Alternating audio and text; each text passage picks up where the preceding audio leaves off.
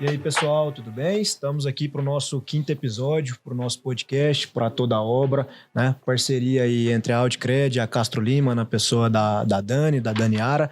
E o nosso convidado de hoje aqui, Yuri da Real Contabilidade. A gente brinca muito lá no escritório, Dani, que é o contador das estrelas. O construtor, tudo tá com ele. Pensa o nível. Tá na hora. Mas vocês já me conhecem, Danilo, sou proprietário da Outcred, há 12 anos no mercado imobiliário. Vou passar a bola aqui para a Dani se apresentar, para o João, acho que todo mundo já conhece, e terminar aqui com o Yuri aqui se apresentando. Pessoal, tudo bem? Daniara, da empresa Castro Lima. @daniaralima.eng, mudei meu @, gente, vamos lá, vamos seguir, estamos aqui com o Yuri, prazer Yuri, bom demais receber você aqui, trocar um pouco de ideias, você nos instruir um pouco mais, né, para ajudar a gente. Agora, João, é com você. Fala pessoal, meu nome é João Pedro, eu sou responsável pela parte de construção financiada do escritório da Outcred, especialista já nessa área há em torno de 2 anos e muito prazer de estar aqui novamente e muito feliz pela presença aqui do Yuri, contador. O Yuri, eu e ele tá todo dia aí conversando, que, como o Danilo falou, consultor contador das estrelas, então precisa dele todo momento. É um prazer, Yuri, muito obrigado pela presença. Obrigado, João. Prazer, gente. Meu nome é Yuri, sou o CEO contador da Real Contabilidade. Nosso escritório é um escritório especializado somente em construção civil. Como me brincou aqui, né? Contador das estrelas, não, mas é porque a gente realmente tem uma bagagem muito legal, como nós nichamos nosso escritório, né? Então, nossa bagagem, a experiência, né? Vamos falar assim, de CNPJ, nós já temos 11 anos de estrada, né? Então, assim, já pôde presenciar, já pôde ver muita situação legal, bacana, né? Conseguimos ajudar muitos clientes hoje a prospectar e a estar no mercado de uma maneira muito mais ofensiva, né? Do ponto de vista tributário, do ponto de vista de otimização de tempo e em processos também.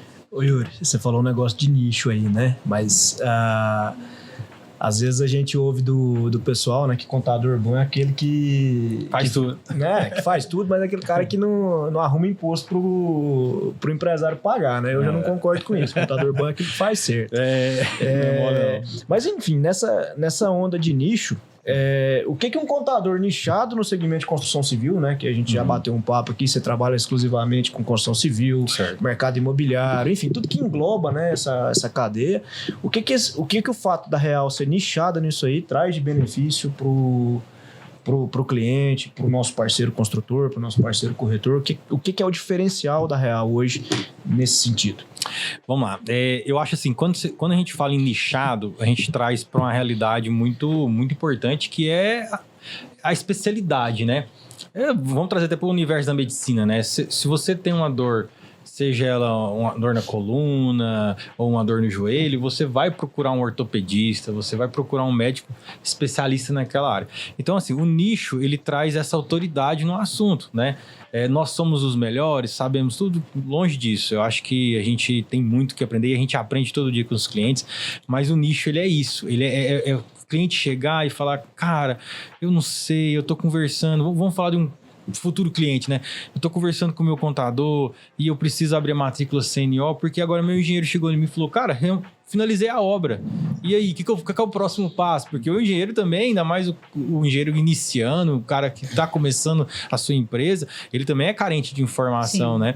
Então ele chega no cliente dele e fala, olha, eu fiz isso e agora você tem que fazer, a gente precisa regularizar essa obra, né? E eu dei uma estudada, eu vi que tem que ter um tal de CNO, e aí, o que a gente faz? E quando ele chega e apresenta isso para a maioria dos contabilistas, a gente repara muito isso nos clientes, que eles não têm. Eles não sabem, eu tenho que pesquisar, eu tenho que ver o que é isso. Então, assim, é o famoso solucionador de dores, né? Então, quando você vai com a dor específica e aquela dor ela é atendida e você consegue transmitir segurança para o seu cliente, de forma que você sabe o que ele está falando e sabe o que ele precisa, sabe como medicar, né, de maneira correta naquele universo que ele está te apresentando, eu acho que isso é o diferencial. Só que assim, uma coisa que a gente preza muito na Real E assim, os nossos clientes, eles sabem disso. É o atendimento humanizado, né? Porque a contabilidade, ela tá muito digital hoje. Isso. E tem que ser digital mesmo. Porque a gente tem que otimizar tempo. O tempo pro cliente é dinheiro. Vamos pegar o seu caso, Daniel. Quantas obras você não toca, né? Imagina você ter que deslocar e ficar indo no escritório de contabilidade para discutir assunto técnico, teórico, burocrático. Não é fácil, né? Não é fácil. E também a gente não... Assim, eu falo por mim. Muitos contadores, quando eu questionam algo, eles me mandam um texto, parece que copiou de um Ctrl+C, código e colocou lá.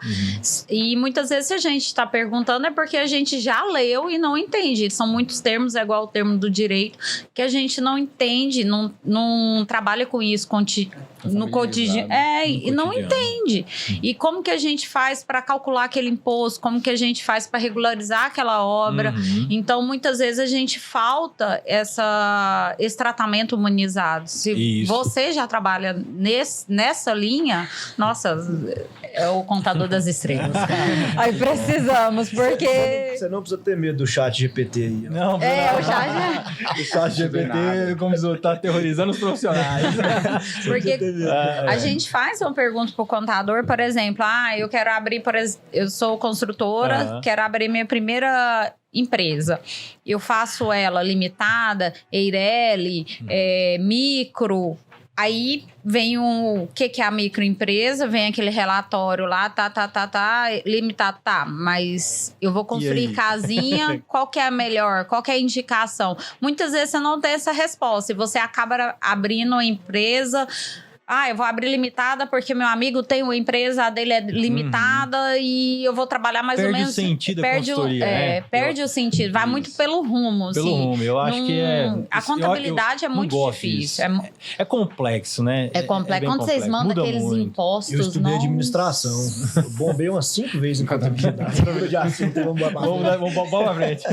Nossa, porque aqueles impostos, meu Deus, é o que pra que tanto imposto? Eu prezo muito. gente, eu vou falar uma coisa pra vocês. É o seguinte, é esse atendimento humanizado que ele não pode deixar de existir, né? Eu falo assim, o digital ele veio para ficar, ele precisa estar presente nas empresas hoje, mas o atendimento humanizado é aquele que a pessoa vai sentar com você e vai te nortear mesmo, vai te falar, olha, eu entendo, eu sei que você tem essa necessidade, mas não acho que é o caminho por aí não, vamos trabalhar por aqui, sabe por quê? Por causa disso. Acho que é mais vantajoso. Eu tava conversando com meu irmão menino muito cabeça, muito nerd. Diferente de mim, eu vou na emoção. Mais vida louca, né? Vida louca. Ele não, ele estuda, ele... Aí ele tava me falando, maninha, sua empresa é que lucro presumido. Os postos de gasolina parece que é lucro real, certo, né? Aí ele foi me explicar que é muito melhor, que reduz os impostos, o quê, papapá.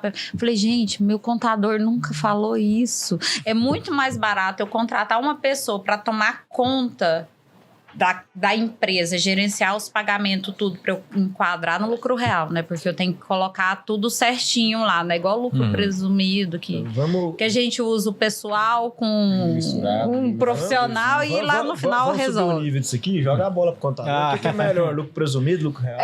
Para construção civil. Sim, para construção civil. Até que, não sei se dá pra gente criar uma... Como é que eu vou te falar? Minha mãe fala muito em receita de bolo, né? Até tantos milhões de faturamento é melhor esse aqui. Até tantas unidades é melhor esse aqui. Pensa uma pessoa que constrói, eu acho que vai enquadrar em todo mundo 10 casinhas por ano. Certo. Até que ponto é melhor lucro presumido? Até que ponto é o lucro real? O outro seria o simples, né? Simples Nacional. O Simples hoje, ele para construção civil, ele não é atrativo. Não é que ele é optativo, ele não é atrativo. Por quê?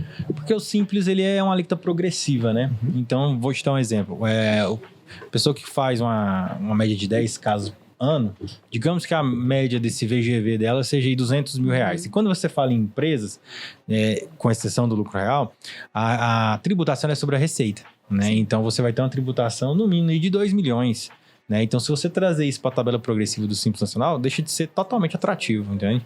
Então, você vai ter ali uma alíquota interessante até a sua terceira unidade comercializada, mas da sua quarta unidade em diante, eu não vejo mais atração nenhuma dentro do Simples Nacional, porque você continua mantendo aquele regime tributário.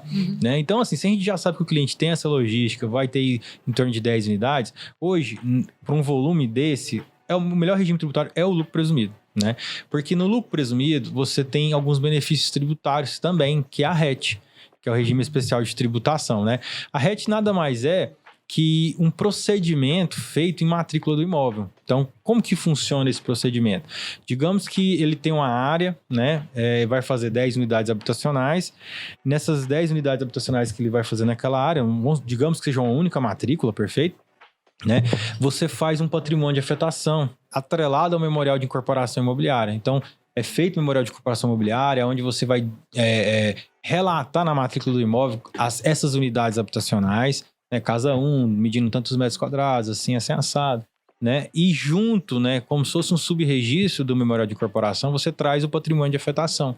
Isso, nós vamos ter uma certidão de matrícula pronta para aderir à RET, né, que é o regime especial de tributação que a Receita Federal exige. Mas isso seria viável num condomínio de 10 casas? Perfeito. Essas instituições de condomínio que nós temos hoje na construção civil, que é um lote, eu divido em duas, no máximo 3 casas, 2 a 3. Ele é viável? Sim, é compensativo também. O que atrela muito, o que o pessoal coloca muita dificuldade é no memorial de incorporação.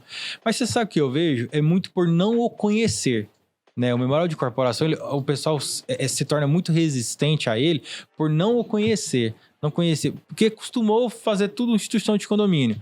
Então, finaliza a obra, eu vou lá, faço instituição de condomínio, matrícula 1, matrícula 2, submatrícula 1, então, e fica mais fácil. Só que aí você tem uma tributação no presumido cheia de 5,93%, sendo que você poderia estar descendo isso a 4% na RET.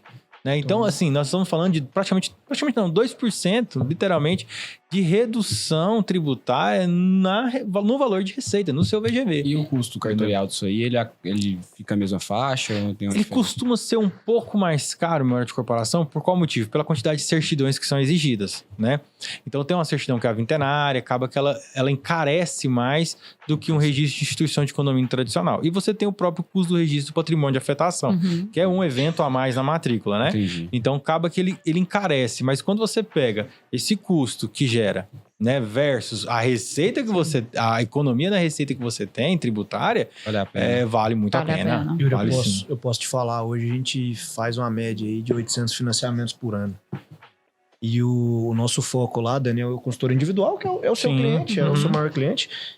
E a gente custa pegar um que tem afetação. Quando Muito a gente pega, a gente bagunça a cabeça. Porque o que é isso aqui? Como é que terminou a casa 1, não terminou a 2? E você ainda pode fazer separado, né? Perfeitamente. Então tem essa outra vantagem. O gostoso do memorial de corporação é isso. Você pode fazer ela parcial, né? Você não tem necessariamente que fazer as 10 casas de uma única vez. Você pode fazer casa 1, vender... E deixa eu te perguntar. Você falou aí que talvez o que seja diferente é o memorial de afetação, né? Memorial de incorporação. Memorial de incorporação.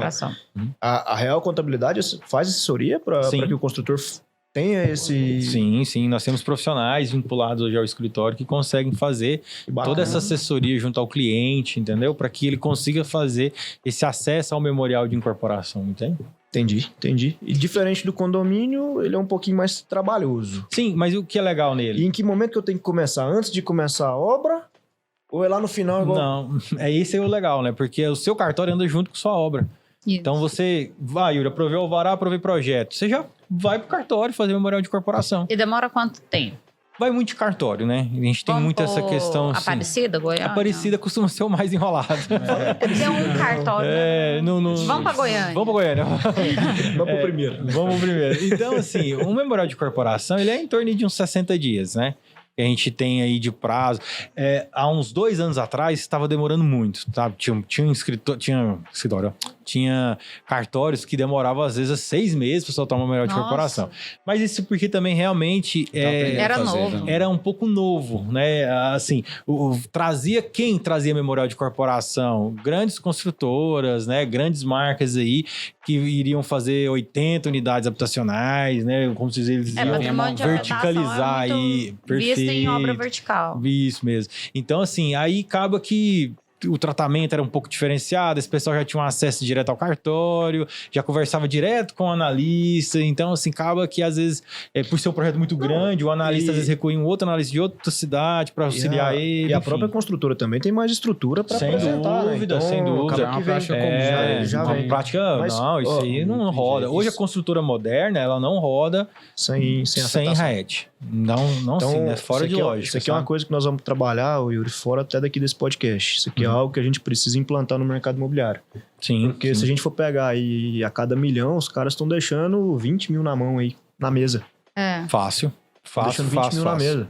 Vixe, o construtor hoje faturar 1 milhão, qualquer construtor fatura 1 milhão. Lá no escritório, assim que a gente começou, teve um episódio muito engraçado, né?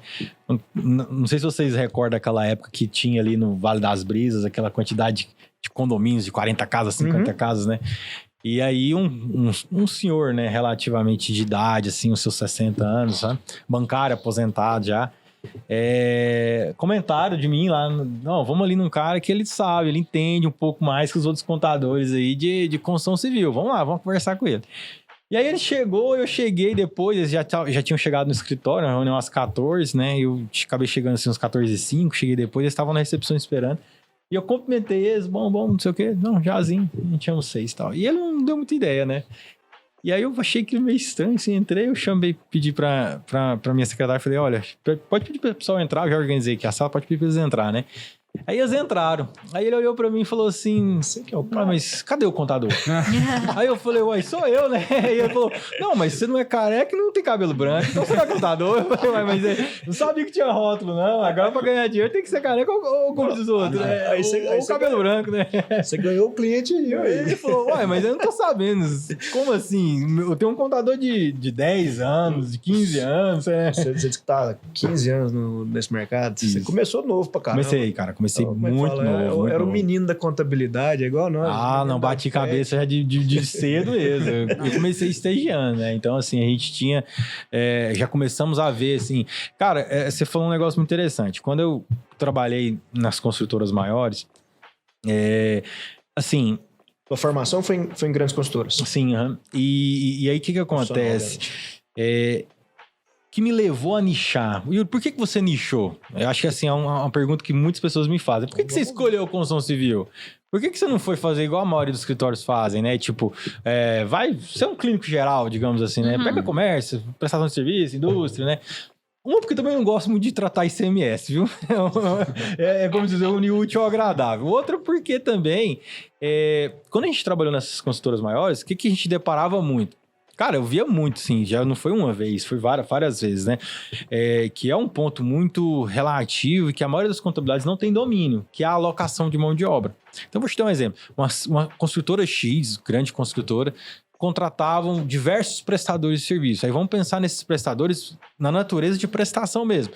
O cara era perfurador de laje, o cara tinha uma empresa de gesso, enfim. Eu vou falar assim, essas N prestações de serviço que a construção civil possui, né?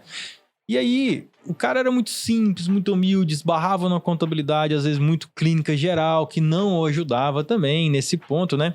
Mas quando você fala prestação de serviço, apresentando nota fiscal. Nota fiscal, perfeitamente. Os funcionários todos registrados, porque as grandes construtoras, elas exigem isso em contrato, né? Então, o cara, às vezes, com muita dificuldade, eu preciso registrar porque eu peguei uma obra ali. Vamos falar bem rasgado assim em português mesmo, né? O cara chegava no contador e falou, cara, fechei uma obra com a construtora Y ali, grande e tal. Ela não aceita eu pôr a minha turma lá sem registro, entendeu? Então, eu preciso pôr esses caras na CLT. Bora. A contadora lá ia registrar e ficava por isso mesmo. Aí na hora de receber, o cara tem lá 60, 70 mil de medição para receber da grande construtora. Aí chegava lá na ponte, que no caso chegava no meu setor, que é um setor de auditoria que a gente fazia, na época era GFIP ainda, né? Então a gente pegava aquela documentação, a nota fiscal, a GFIP, e aí a gente tinha que travar a medição do cara. Aí o cara ficava, moço, pelo amor de Deus, não faz isso comigo. Se você travar essa medição aqui, cara, eu vou à falência. Eu não tenho R$1 mais pra pagar a galera aí. Como é que eu vou fazer? Então, assim, os caras ficavam desesperados. Você viu o desespero no rosto do empresário, sabe? Justamente porque o contabilista que o cara contratou não conseguia fazer uma alocação em matrícula do imóvel.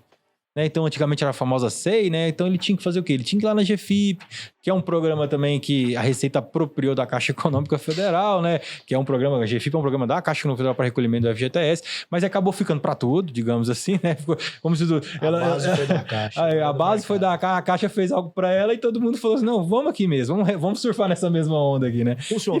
E ficou durante muitos anos, né?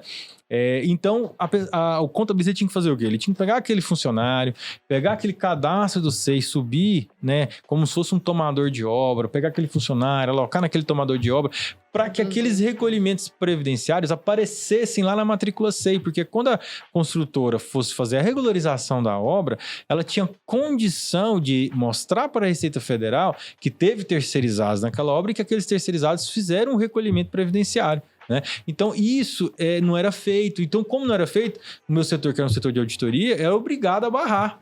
Era obrigado a travar o pagamento da medição. E aí os caras entravam em desespero. E eu comecei a ver aquilo com muita frequência, porque chegava toda sexta-feira, a gente recebia em média de 20, 25 prestadores fazendo a prestação de conta conosco, né? E eu comecei a ver que de 25, cara, 22 voltavam sem receber para casa. Eu falava, não tem condições de um negócio desse. Cadê a galera que orienta esse povo? Isso aí tá errado, né? Aí eu falei, cara, eu acho que tá aí o meu foco, tá aí o meu negócio, entendeu? Eu vou pra essa praia aí. Eu acho essa praia tá um pouco deserta, eu vou nadar lá um pouquinho, entendeu? E aí virou que virou, né? E virou que virou, graças a Deus. Então, assim, eu acho legal que foi esse o start, sabe? E assim, e teve caso de eu virar pro cara e falar assim, que eu não podia fazer isso, né? As construtoras não permitem, não posso. Você não pode morder e assoprar ao mesmo tempo, não era proibido, né? Mas eu tô te barrando aqui, mas se você me contratar, eu tenho uma saída. Não, e eu falava pros caras, cara, me liga depois das 18. Aí os caras me ligavam, 18h01, os caras me ligavam, eu falava, cara, e aí, cara, o que você pediu pra eu te ligar, o que eu faço? Você vai ali pedir pro seu contabilista, vai ter que fazer isso. No começo eu comecei a ajudar mesmo, só ajudar. Não. Aí depois eu falei assim, cara, não, peraí, eu tenho que parar de ser bobo, né? Eu tenho que trabalhar, eu tenho que ganhar dinheiro. Eu tô gastando meu tempo, jogando meu tempo fora. E assim, não é que eu não vou ajudar, mas assim, eu tenho como ajudar e ser remunerado pra isso, né? E foi onde a gente iniciou. Foi onde a gente sentiu o start do negócio. Você achou uma dor que tinha que ser tratada, né? Perfeito. Um problema que tinha que ser resolvido e resolveu. Ainda tem que falar do lucro real, mas antes de falar do mas lucro real... que eu tava falando, eu não mexo com lucro real, porque então, não tem praticamente. A nossa demanda é então, não vou falar que eu não tenho lucro real. Eu tenho lucro real, mas assim, já são para grandes empreendimentos, grandes empresas, porque aí elas já têm uma SA, uma hold, que a gente traz para o lucro real para um outro cenário, entendeu? Você entrou num papo hold. O que você acha da hold? Olha, a hold, ela tá crescendo a cada dia, né? Então, assim, eu vejo como hoje a melhor maneira de se proteger patrimônio. Proteger patrimônio é um negócio muito relativo, porque existe N atenuantes. E quando... Aí, assim, eu vou até entrar um pouquinho naquilo que não é minha formação, que é o direito, mas, assim, a gente mexe muito com os colegas, né, da área do direito e está envolvido em processo de hold junto com eles. Então, acaba que a gente pega um pouco de experiência na área, né? Quando você fala em hold, você não está falando mais só de direito empresarial. Então, você precisa entender que tipo de hold você quer. Eu quero uma hold familiar, uma hold sucessória. Então, a gente precisa... é muito amplo, né? Mas de maneira bem genérica, você precisa entender que hold você quer. Cara, eu quero uma hold para sucessão familiar. Então, a gente não vai mais entrar só no direito empresarial. Então, a gente precisa de uma assessoria do direito familiar também, entendeu? Então, assim, é um conjunto de informações que você traz para um universo que vai ser atrativo para você. Que, na minha opinião, sempre é a proteção do patrimônio. Então, a hold, ela é vantajosa. Eu penso assim, quando que a gente deve começar a pensar numa hold? Eu vou começar uma empresa agora, já tem que abrir uma hold? Não vejo necessidade nisso. Eu acho o seguinte, você começou a constituir patrimônio, é atrativo que eu proteja esse patrimônio, tá na hora de montar uma hold. Tá na hora de você realmente dar essa proteção que ela é necessária, né? Porque você tá ali 1, 2, 5 anos trabalhando, adquiriu um patrimônio. Hoje eu tô, sei lá, eu tô com 5, 6, 7 milhões aí em patrimônio e eu quero resguardar meu patrimônio, eu quero começar a proteger ele, a blindar ele. Ele é inacessível, Você não. viu que essa pergunta aí é outro podcast, né? Isso aí vai interessante, longe, né? Vai longe. É assunto demais, né? Então, assim, hoje é o melhor. Hoje é o assunto do momento. É o assunto do momento, cara, não adianta. Mas a questão de não pagar imposto, eu acho que é o assunto o pessoal gosta demais, né? Dentro da regularização de obra, né? Que é algo assim que é a dor que existe, né? Se a gente for trazer aí o pequeno construtor, né? A gente hoje conta muito com assessoria de despachantes para fazer isso. Sim. Eu acho que são parceiros de negócio seu, né? Sem dúvida. O despachante hoje ele é peça fundamental nisso aí, falando do pequeno construtor. Acho que a Dani deve ter o despachante dela, a gente tem o nosso. Mas fala um pouquinho pra gente de forma mais técnica, CNO, CND, CERO, essas letrinhas aí, o que é isso aí? Ajuda a abreviação, né? Como diminuir os impostos. A Dani quer... A Dani tá interessada em não pagar tributo, hein? Não quero pagar tributo. Nossa, tem que comprar fralda e leite mesmo pequeno. Tá caro. Tá caro, tá mole não, né? Tá mole não. Em que momento que eu tenho que começar a mexer com isso? Entendi. Pra quem que é que eu tô pagando? É pra Receita, é pro governo federal, pro governo estadual? E o que acontece se eu não pagar? Ixi, muita calma nessa hora, né? Pra gente ter ciência. Não, mas... Porque tem muito construtor, só fazendo um adendo, que paga, por exemplo, tudo que tem que pagar de uma casa, da outra não paga. Por exemplo, uma instituição de condomínio. Ele paga aquilo que é necessário para tirar o habite, registrar e vender. Posteriormente, ele vai pagar de uma casa e não paga da outra. Se pegar, pegou. Se não pegar, não pegou. Eu escuto muito esse mito lá no escritório todo dia. Não, a Receita tem muito cara maior do que eu pra preocupar. Aqui é peixe grande. Aqui é peixe grande. Gente, eu costumo dizer que realmente, assim, as empresas lucro real, né, lucro presumido, grandes corporações que trabalham também no lucro presumido, elas são mais visadas? Sim, sem dúvida. Isso aí a gente sabe. Quanto mais volume, é igual, vamos falar assim, é igual um canal televisivo, né? Quanto maior a audiência, mais pessoas estão ali vendo e automaticamente o fisco também tá trazendo um olhar mais clínico ali para aquela galera, né? Só que o fisco, ele não é bobo, né? Ele sabe que também no pequeno negócio ele tem um poder de arrecadação monstruoso. E com isso ele cria mecanismos, né? Mecanismos de malha automático. Então, assim, eu costumo dizer para os clientes, cara, você trabalhou na informalidade, vamos começar a regularizar. Já vai trazendo essa regularização aos poucos, encaixando isso no seu processo produtivo, porque isso é necessário, né? Porque vai chegar um momento que é igual assim, quando começou as vendas com cartão de crédito, o povo falava isso, não, eu vou começar a vender eu vou declarar 50% da venda e 50% não. Só que o fisco fez o quê? Ele viu que é operador de cartão de crédito, transmitia toda a informação pronta para ele absorveu ela. E aí agora hoje é o seguinte, você tem um comércio, você vende 50 mil no cartão de crédito, você vai lá e declara 25, passa 60, 90 dias, a Cefaz te notifica, fala assim pra você, olha, vem cá, sua apuração tá Y, a sua receita foi X, me dá Z aqui de diferença. A tecnologia acaba que... Então assim, e o auditor? Não, é malha automática, entendeu? Então o auditor já a assinatura do auditor já vai até eletronicamente para você. Não passa nem na mão dele mais. Não passa nem na mão dele mais, ele não quer nem saber. O sistema faz a malha, o sistema cruza, ele é algoritmo, entendeu? Ele é programado para isso, sabe? Eu acho que você vai dar uma pancada mais forte nisso aí a hora que a gente for falar de ganho de capital. É nesse sentido. É porque começa a travar, né? Então assim, é o que eu falo. Eu falo isso muito pros clientes. Os clientes falam, não, tipo assim, meu despachante falou que não vai me dar problema, não. Cara, calma. Seu despachante, ele é um cara bom, ele é um cara que te atende, mas assim, com todo respeito, ele não é autoridade no assunto. Ele faz o ser igual a gente brinca, igual preencher, igual quando você baixa um aplicativo, ele vai lá, avança, eu aceito os termos, concluir. Se você perguntar o que compõe, qual que é a base, qual que é a malha, aonde filtra, por que a Receita criou aquilo? Porque tudo tem um porquê, né? Ele não vai saber te falar. Então, quando se traz o ganho de capital, é isso aí. É porque a Receita, ela tem interesse em monitorar as obras. E aí vem spoiler. Eu não sei se vocês já viram que o Imposto de Renda esse ano já está trazendo na aba Bens e Direitos todo e qualquer imóvel que você comprou. Já automático. Então você automático por Lugov.br. Nossa, então, Jesus! Provisão do ano que vem, os bens imóveis. Os bens móveis, carro, moto, móveis lancha, também. Aeronave, o que você tiver aí. Nossa, vamos descobrir que eu tenho um avião. Um jatinho particular que você escondia já não vai aparecer, entendeu? Agora eu vou ter que emprestar pros amigos. Então esse pessoal vai começar a ser penalizado de forma automática, entendeu? Então a Receita ela vai espremendo. A ideia é isso. Por quê? Isso é a arrecadação para eles. E o que interessa ao fisco é arrecadar. Não adianta, não tem outra palavra para isso. É o papel deles, entendeu? Isso é uma dúvida pessoal minha. A minha empresa é lucro presumido. Eu construo pelo lucro presumido. Eu pago imposto pelo valor de venda, não pelo ganho de capital, pelo lucro, pelo né? lucro. Eu não pago pelo lucro. Eu pago, se eu vendi 200, a casa custa 200 mil, eu vou pagar o imposto de 5 pontos alguma coisa, quase 6, em cima desse valor. Certo. Certo?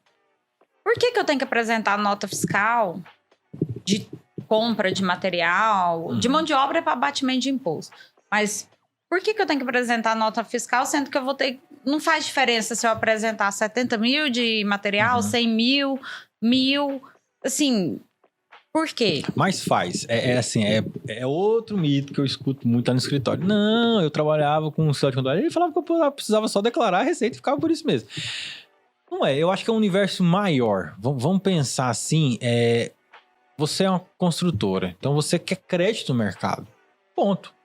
E para que você absorva crédito para um analista, porque o analista, o cara que vai estar lá na outra ponta, né, da instituição financeira fazendo análise, ele não é bobo. Ele entende o que é uma contabilidade correta e ele entende o que é uma contabilidade meia boca. Vamos falar o português bem claro, bem rasgado, né? O que é uma contabilidade mal feita.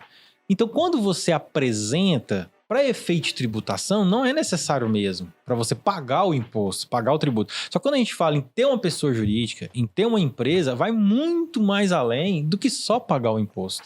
Você precisa necessariamente ter fatores, índices dentro da sua empresa que demonstram, não vou falar 100% da totalidade, mas bem próximo, para que o analista possa te analisar ali dentro e falar assim, não, essa empresa ela é bacana, ela tem histórico, ela tem uma organização financeira, ela não paga quase nada de multas e juros, então ela tem uma boa gestão de fluxo de caixa. Isso tudo é análise, entende? Então, assim, a contabilidade, ela é uma ciência da informação. Então, ela vem para isso. Esse analista que você fala que é o analista do fisco, alguma coisa analista assim? De também, crédito, né? O analista de crédito. E outra, até para a gente poder fazer a distribuição do lucro que você tem dentro da sua empresa, eu preciso fazer composição. Receita menos despesa. Então, como que eu distribuo o lucro se eu não tenho despesas contabilizadas? Entende? E se eu construir uma casa e não apresentei nenhuma nota? Isso não vai ter... Vai cair na malha? Não cair na malha. Não vai ter penalidades. Você vai deixar de ter benefícios. Vai deixar de ter benefícios. Eu costumo dizer o seguinte, que a Receita pode penalizar? Aquele construtor que não tem aquela organização, sim, sabe? Aquele construtor que não pega nota, vai lá, ele não sabe nem quanto ele gastou na obra. Ele sabe que ele pagou e recebeu 200 mil. Se ele gastou 205 ou se ele gastou 150, ele não sabe. Ele não tem esse controle. Mas ele foi lá e pagou impostos corretamente. Sobre a venda. 5,96%. Eu penso assim, ele vai ser convidado pela Receita Federal a regularizar a contabilidade dele. Eu não vejo uma penalidade, ele não vai sofrer uma penalidade porque ele não está sonegando, entende? Ele não está sendo a humanização do atendimento. Vai ser convidado. Tipo o diretor da escola quando vai te mandar embora. Mais ou menos isso. Hoje tá a diretoria te convidou, dá uma passadinha lá. Mamãe, vamos convidar a senhora só para ver seu filho lá da diretoria. Isso, é mais ou menos isso. Yuri, vamos mudar um pouquinho de assunto. Tem de uns 2, 3 anos para cá, a construção financiada ganhou um destaque que talvez nunca teve, né? Nesse nosso mercado, tá? A gente trabalhava sempre com recurso próprio e agora os bancos começam a financiar isso para o empreendedor. E é uma dúvida recorrente, acho que o João pode até falar melhor sobre isso. No momento da venda, como é que esse cara que pegou dinheiro na pessoa física, incorporou, né, lá na pessoa física, executou a obra, vendeu, como é que vai ser a tributação desse cara? Como é que esse cara vai organizar para contabilmente, né, para que a Receita não convide ele a se explicar? Como é que obviamente essa dúvida já chegou até você. Sim. Mas fala um pouquinho aí pra gente. Vamos tratar aí do financiamento de pessoa física, né? Que é o famoso SBPE, né, do mercado aí, que teve principalmente muito em alta o ano passado, né? Está muito alto, né? Sem dúvida. Eu acho que não para, viu, cara? Eu também penso que deva, talvez, ter novas linhas de crédito, alguma situação nesse sentido, mas eu acho que parar também não. Assim, o ideal de pessoa física é fazer um ganho de capital, né? Então, assim... O que é o ganho de capital? O ganho de capital, ele é uma declaração, ele é um demonstrativo, né? Através de um programa que a Receita Federal disponibiliza, do qual você tem condições de evidenciar para a Receita quais foram os seus custos de obras e qual foi a sua receita com aquela venda, né? E aí, automaticamente, você vai ter o seu lucro, né? O lucro obtido naquele empreendimento. E aí, a gente faz a aplicação das alíquotas de ganho de capital, a alíquota da Receita Federal. Tradicionalmente, 15%, né? Sobre o lucro obtido. Perfeitamente. Na pessoa física. Na pessoa física, Na né? pessoa jurídica. Na pessoa jurídica... Aí já volta aí lá. já volta pra para aqueles regimes tributários que hoje eu vejo o RET como mais atrativo, que aí nós temos 4% sobre o valor de venda, né? Sobre o valor da receita. E... a conta é seca assim mesmo? Quanto eu vendi, menos quanto eu gastei? Basicamente, sim. Não tem Vezes muito... 15%. Não tem muita enrolação nessa história, não, viu? Mas entre nós, a gente não consegue comprovar tudo. Perfeito. Contabilmente, qual é a manobra que se faz para que a gente possa... E aí o objetivo é pagar menos, né, Dani? Senão você briga com a gente. Vamos lá. Tá resolvendo já uma parte da minha vida. Que a gente Qual é não sei se manobra é a palavra certa, mas qual é a estratégia contra... Estratégia, como é bonito. Qual é a estratégia contábil? Vem do estratégia, né? Do grego. Qual é a estratégia que a gente pode usar para reduzir? Porque a gente não tem comprovante de pagamento de mão de obra. A maioria é o Zé da esquina, que é o pedreiro. A maioria compra na ferragista lá, não emite nota. Como é que eu faço, isso aí? Resolve a vida da gente. Resolve a vida. Não, mas aí eu vou dar uma solução bem bacana, que serve compartilhar, né, com todo mundo. A gente brinca assim, o pau que bate em João, bate Chico e bate em João, né? Mais ou menos isso. Francisco. É isso, esse é o ditado. Então, assim, a Receita, com a implantação do SERO, que é o Serviço de Regularização de Obra, ela deu com a correção, não vou falar inchar, ela corrigiu a base de cálculo para o imposto, né? Porque a alíquota do INSS, ela não muda, ela é 36,8%. Sempre foi, desde os primórdios, né? Desde quando era DISO, né? O que mudou, Yuri? A base de cálculo que esses 36,8% incide, né? Então, esse ajuste permitiu que a Receita encontrasse o famoso COD, que a gente chama na Receita, que é o custo de obra por destinação, né? De uma certa forma alto, né? Que aí a alíquota incide sobre essa base alta, automaticamente gera um imposto maior, por isso que ficou pesado essas guias de regularização de obra. Então, o que é a nossa estratégia? E nós fizemos solução de consulta junto à Receita Federal, né? E eles não deram como desfavorável. A Receita nunca vai falar assim, faz isso que é certo. Não, ela vai te dar uma solução de consulta. Ela vai falar se é favorável ou desfavorável, né? Então, assim, o que nós fizemos? Se ela me dá isso como índice, se ela fala que eu gasto X para construir uma casa, quando eu vou pagar o INSS por estimativa, por que eu não posso usar esse índice como custo de obra? Não faz sentido, né? Se eu não puder usar. Esse índice... Você usa meio que um orçamento comum, por exemplo. Como se fosse um orçamento comum, né? Então, assim, o que você falou? O mercado, ele não consegue te fornecer 100% de documento fiscal. Então, se eu não forneço todos os documentos e o índice da receita é maior o valor do que eu forneci, aí usa-se o índice da receita. O índice da receita, perfeitamente. Mas o índice da receita, ele incide, por exemplo, eu tenho obra de padrão baixo, médio e alto. Sim. Então, ele também trabalha nessa forma ou não? Dentro do SERO hoje, essa lógica do padrão alto, médio e baixo, igual a gente tinha dentro da DISO, ela mudou um pouco porque ela entrou para o estilo de obra. Então, eu tenho casa popular, eu tenho conjunto habitacional, eu tenho multifamiliar, né? Eu tenho unifamiliar, que remete já para um alto padrão, né? Entendi. Então, ele perdeu um pouco aquele contexto de alto, médio, baixo, igual o CUB traz, porque o índice agora é o VAL, que é o valor agregado unitário, né? E que é como se fosse um CUB, só que ele trouxe de maneira mais realista... Na receita chama VAL. Na receita chama VAL. Ele trouxe de uma maneira mais realista o que a pessoa gasta, assim, né? E de certa forma, às vezes dá mais, uns chegam, não, eu não gasto isso tudo. Outros já falam, não, eu gasto mais ou menos isso. Outros falam, não, eu consigo gastar... eu acho que eu gasto até mais que isso, alguns falam, sabe? Então, mas assim, é um índice, né? Ele nunca vai ser exato. Então, eu não precisaria comprovar nada com nota. Eu posso usar esse VAL. Não precisaria. Eu penso o seguinte, é interessante que você tente absorver o máximo, porque documento fiscal é documento fiscal. Ele é prova fiscal, né? Então, assim, o que você conseguir absorver, você absorva de documentação fiscal. Só que a gente sabe que tem um detalhe, uma areia, geralmente, um tijolo que vem com meia nota. Então a gente sabe que tem muito detalhe, que é uma prática de mercado hoje que ainda existe muito, da qual você não tem essa documentação fiscal, né? E aí eu vou ficar prejudicado? Eu penso que não. Se você tem um índice na Receita Federal que ele te dá que esse valor é o que ela entende que você gastou de obra, então eu acho, assim, eu tenho praticamente 100% de certeza que você não vai ter problema com aquilo. Então, ganho de capital não é um jeitinho, né? Igual a gente ouve muito pessoal no mercado falar, não, eu declaro menos. Não, mas na verdade não. Existe um índice por trás disso que... Agora eu vou começar a falar das amarrações, né? A gente trocou ideia lá atrás. O porquê que existe, por que o cero vem? Amarra esse negócio. Como que o cero trabalha? O cero, ele é malha de imposto de renda da pessoa física. Por que vem o GovBR já tá puxando seus bens? Porque justamente por isso, porque ele vai cruzar com o cero. O que recentemente aconteceu lá no escritório? A gente recebeu, tipo assim, N notificações da Receita Federal de clientes. De qual motivo? Todo mundo já fez isso, né? Todo mundo que tinha uma sala, um lote comercial, fazia o quê? Aprovava projeto, fazia a sala e ficava por isso mesmo. Passou 5 anos, faz decadência. Todo mundo fazia isso, né? Ninguém queria pagar INSS de obra que você não tá vendendo, que você não tem intuito para venda. É um imobilizado seu, pensa assim, né? Uhum. É uma construção que eu vou fazer um aluguel dela, enfim, né? Esse tipo de situação é a sede própria da minha empresa, né? Alguma coisa assim nesse sentido. Então, esse tipo de obra, ele não se pagava INSS. Só que a cartilha e o manual da Receita Federal, ele não permite que seja feito dessa forma.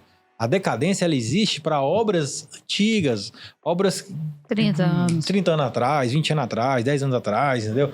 Obras que às vezes foram feitas de forma até mesmo irregular e teve que passar na prefeitura por um alvará de aceite, né? Um projeto, refazer um projeto conforme tá ali, enfim. A ideia da decadência, ela é para isso, não para ser um jeitinho para você sair fora da tributação.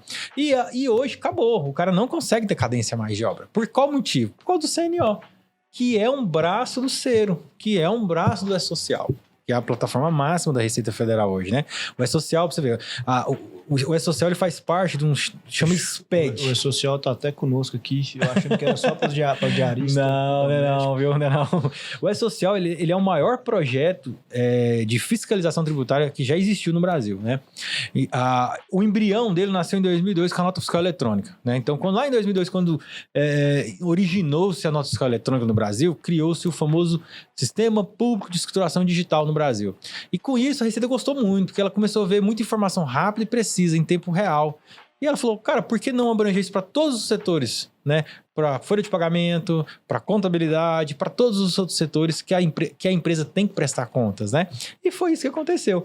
Então, o E-Social foi uma plataforma que ficou 14 anos em desenvolvimento pela Receita Federal. E dentro do E-Social, o braço do Cero está lá dentro, o braço do CNO está lá dentro, o braço do alvará de construção tá lá dentro. Como assim? O que tem a ver o alvará de construção com a E-Social? A prefeitura agora, ela é obrigada a notificar a Receita Federal todos os alvarás e habitos concedidos. Então, hoje, dá um exemplo. Hoje é dia 10, não é? Então, hoje é a data limite, viu? Se a prefeitura não mandar, hoje ela toma multa, tá? Então, a prefeitura hoje, todas as prefeituras a nível Brasil estão enviando todos os alvarás e habitos concedidos referente ao mês de março de 2023. Então não adianta, o cara aprovou um alvará, a Receita, opa, tem INSS só pra mim pagar. Aí se dá 1 ano, você não regulariza a obra. Dá 2 anos, não regulariza a obra. Aí isso é algoritmo, viu? O sistema faz, através do algoritmo, ele vê a metragem quadrada do seu alvará e já deduz que aquela obra sua teria que estar pronta. Ela já faz uma dedução. Aí ela vai te notificar. Olha, o que aconteceu com sua obra? Né? Então, você tem que direcionar para a Receita o que aconteceu com essa obra.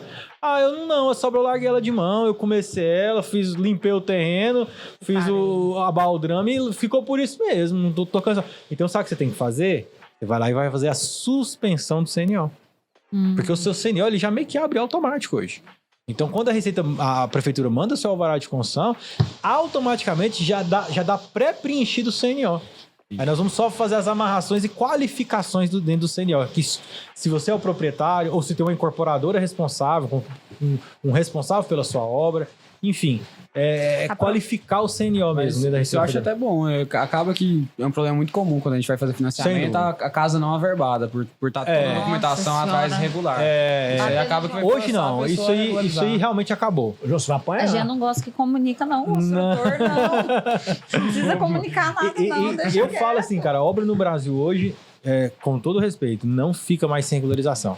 Se ela parou, você tem que ir lá e suspender, porque senão você vai ter que pagar por notificação. Mesmo sem estar construído, entendeu? Cara, e é loucura ouvir isso, Yuri, porque o nosso mercado base, que são os pequenos, né? É aquilo que a gente já conversou com a SEG, com os corretores de mercado. A gente é muito carente de profissionalização. E a gente ouvindo isso aqui nesse nível de informação, a gente vê que a gente tem que levar cada vez mais conhecimento. Porque, cara, eu tô viajando na minha cabeça aqui a quantidade de construtores que eu conheço que talvez vão ter problema lá na frente. Lá na frente. É o que eu falo, é malha de imposto de renda. São sempre os últimos 5 anos. A Receita ela não é muito justa, né? Ela te dá 30 dias para pagar o imposto e 60 para te fiscalizar. Então, assim, é um peso e 60 medidas, né? Mais ou menos isso. Eu sempre penso assim, nós estamos em 2023. Venci 2018.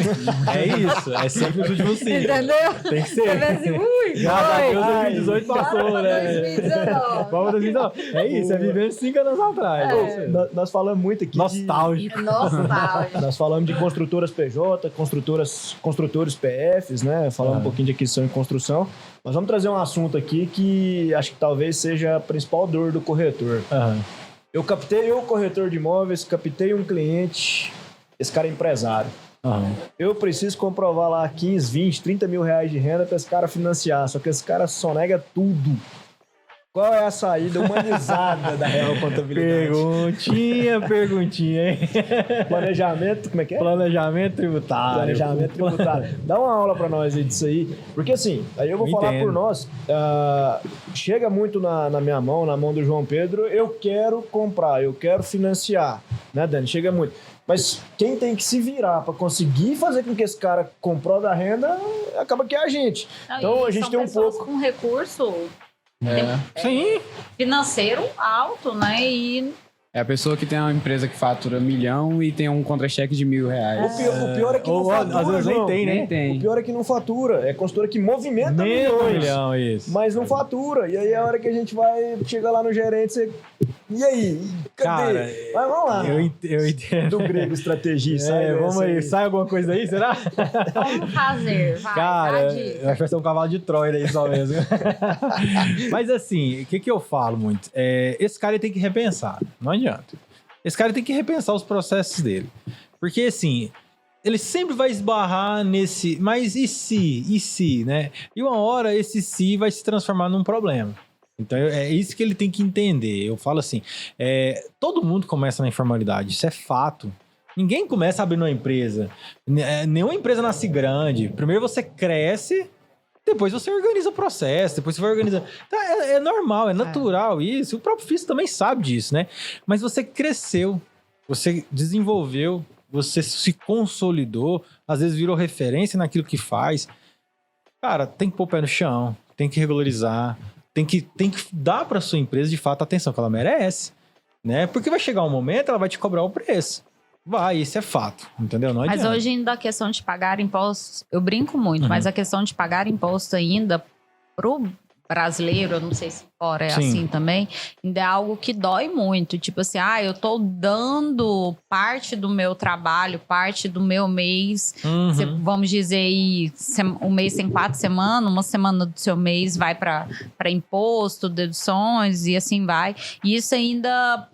A gente ainda não... Por não ver tanto retorno na saúde, vamos dizer assim, na infra da cidade, acaba que o brasileiro tem aquela... Não, vou sonegar. Isso já é impregnado na gente, né? De não ser tão regular. É raro você pegar uma pessoa que faz certinho e preocupa com o posterior. Eu preciso comprar um carro, eu preciso comprar uma casa, eu preciso comprovar a renda. Como que eu posso fazer isso? Mas para eu fazer isso, eu tenho que pagar 100 mil de imposto, 200 mil de imposto. Não vou pagar, não. Isso é um patrimônio meu, melhor continuar sonegando. A gente vê muito isso, assim, não sei vocês, no meu círculo, de médicos. Os médicos só começam a pagar depois que eles são notificados, atuados, literalmente. Aí eles começam a ir atrás, ter uma empresa, um contador. Mas antes disso, não. Eles estão... tocando. Eu tenho uma dor... consulta de R$700 por pessoa, atende 5 pessoas por dia, 5 dias na semana e o dinheiro entrando aqui. Eu tenho uma dor gigantesca disso. Eu não dou conta de aprovar médico e advogado. Mas porque é por isso. Eles não pagam. Assim, nada com a profissão em si, mas é porque pela característica deles, eles não declaram. A omissão é muito você grande. Pega, às vezes, um médico lá é cultural. que R$1.000 por mês, cultural. Mas eu movimento e, assim, 50, 60 mil por mês. O que eu acho engraçado é porque, assim... Mas tem mudado, tem melhorado, É porque você faz, né? O físico tá em cima. Uma porque o físico tá em cima. E outra porque, assim... A gente melhora a partir do momento que a mãe bate. O profissional de contabilidade, eu vejo assim, cara, vender contabilidade, todo mundo vende. Tem um caminhão de contador aí. Mas o que a gente precisa vender pro cliente? Números favoráveis. O que o cliente quer? Número favorável. O que eu tenho que mostrar para ele? Vamos trazer para esse universo do médico, do advogado. Cara, vem cá, vamos montar uma empresa comigo aqui. Vamos abrir uma empresa sua de medicina. Vamos começar a faturar. Você vai pagar X de imposto. Vamos começar a distribuir esse lucro para você dentro do imposto de renda, porque esse lucro é isento, entendeu? E isso vai ser revertido em crédito. Você vai trabalhar com recurso vindo do governo, seja ele por qualquer instituição bancária, né? E aí você começa a pegar esse dinheiro e trabalhar com ele e fazer esse dinheiro render, que vai pagar o imposto que você está pagando aqui na pessoa física, né? Na empresa que você abriu de medicina. Então você começa a fazer trocas. O lucro da pessoa jurídica, quando eu transfiro ele para... Eu não sei se é esse termo, tá? Transfiro ele para a pessoa física, ele vai isento de imposto. Isento de imposto. Isento e não tributável. Acima de 40 mil, a caixa aprova, tá? Isso aí, galera.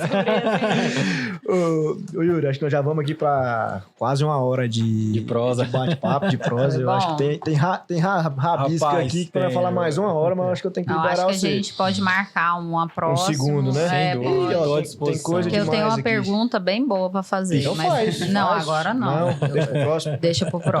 Tá, o próximo tem que deixar, vai né? Um gostinho assim de quero mais. Yuri, no começo do seu podcast, do nosso bate-papo aqui do podcast, você falou, Yuri da Real Contabilidade, seu contador. Notei aqui, ó. E de fato é um cara que auxilia muito a gente no dia a dia, um cara que sempre que a gente precisa, ele é aquele suporte, aquele apoio.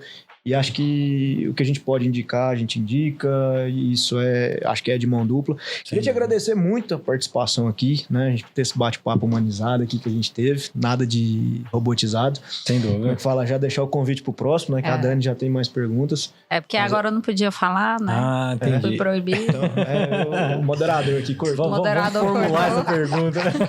Eu vou formular a pergunta melhor e vou trazer no próximo. Passar na bancada, na análise. Queria muito agradecer esse bate-papo. Eu que agradeço. Essa horinha aí que a gente pôde conversar. A gente percebe que a gente tem muito a melhorar. Né? E, sem dúvida, sempre. Assim, começa pela gente. A gente começa a melhorar aqui, conhecendo mais, igual você deu uma aula pra gente. Daqui a pouco a gente fala pro corretor, fala pro construtor. E isso começa a tornar um círculo virtuoso. E a gente consegue, de fato, transformar o mercado. Obrigado, Perfeito. de verdade. É isso aí. A Dani... Obrigada, Yuri. Eu que agradeço. Prazer te conhecer. Prazer Amanhã eu tô lá no seu escritório para resolver os problemas. Coisa boa. Pessoa física e pessoa jurídica, muita dor de cabeça pra você resolver para mim. Que coisa boa, eu fico feliz demais, viu? Eu agradeço muito o convite de vocês. O João falou, Yuri, ó, a gente tá fazendo um podcast, eu quero que você vá lá, cara. Vai lá, vamos conversar. Eu falei, moço, pra ontem. Eu preciso muito mesmo, eu gosto disso. É bom. Mas é bom demais, é algo diferente ter esse networking com várias pessoas da mesma área. E levar conhecimento para as outras pessoas, né? Muita coisa que você falou, eu não sabia. Muita assessoria para mim. Isso é bom. Consultoria. É um conhecimento, né? Como se diz, a gente compartilha um com o outro, ele é gratuito, né? E é legal. E a experiência, troca, né? Então é isso aí. Obrigado. Esse aqui é finalizando agora mais um episódio, né? Do nosso podcast Pra Toda Obra. Parceria da Audicred, Castro Lima. Sigam lá. Vamos colocar aqui pra vocês poderem acompanhar. Manda pros amiguinhos, curte. Arrasta pra cima. Arrasta pra cima.